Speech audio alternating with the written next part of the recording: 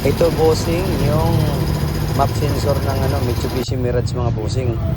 Kaya kung nakikita niyo mga bossing ngayon, hindi na makahinga. Punong-puno na ng alikabok, putik.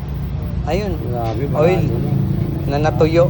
Nagbara na. So yan po yung pinagmumulan ng low power at delay acceleration.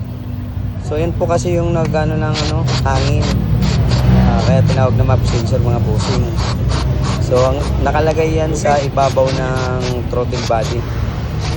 So ganyan mga idol, pag ganyan nakadumi, siyempre pag madumi na, hindi na siya makakahinga. Hindi niya na mababasa. So ngayon ito, basic lang naman yung paglilinis nito. So dahil kasi mababa na yung minor, bagsak na. Tapos pag in-accelerator mo, yung gas pedal mo, delay na bago magalit. So yan po yung map sensor. So bukod dyan mga bossing, lilinisin din natin yung throttle body. Kasi inihigop niya yung dumi ng throttle body. So pati filter niyan, lilinisin din natin. Dahil napupunta po sa loob. So ngayon ito yung throttle body. Dahil nga pag ihinto na siya, bumabagsak yung minor. Pag nasa traffic na, Sige boss, nagda-down. bago ng susi boss, Yung apakan mo parang yung preno, malapit ka yung na mamatay accelerator. yung makina. Yun. So dito mga bossing, ayan, linisin natin, grabe. Oh, Grabe po ang kanyang dumi sa throttle body. apak. Kaya nagluloko yung kanyang minor. So pag Sige, in-accelerate apakan mo. mo yung gasolina, delay. Sige. Idin mo Dahil lang, sa yan. dumi mga Apakan mo bossing. lang, permes. So ayan, Mitsubishi Mirage. So linis natin ng mabuti.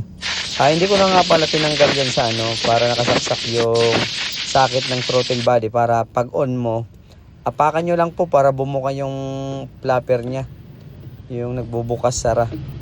So ganyan lang mga bossing, wag nyong susundutin. Kasi pag sinundot nyo yan na pabuka, abnormal na po yun. Pag start nyo, napakataas na po ng minor yan. Ayan, dapat may taga-apak ka dun sa accelerator, sa loob. Naka-on yung susi para pag apak mo, ayan, bumubuka na yan. Hindi mo na kailangan sungkitin para bumuka. So ganyan kadali mga bossing. Pag nakaramdam kayo ng nagde-delay na yung accelerator, tapos bumabagsak na yung minor, lalo pag nag-aircon, nanginginig na yung buong engine, ramdam na sa body. So pati loob pala mga bossing, in-sprayan ko na rin. So papalitan ko rin ng spark plug yan, pero papaandarin ko muna para pagpalit ko ng spark plug, bago na, hindi na madumihan. So ayun mga bossing. So ngayon umandar na. So ang ganda na kanya ng wala nang ingay.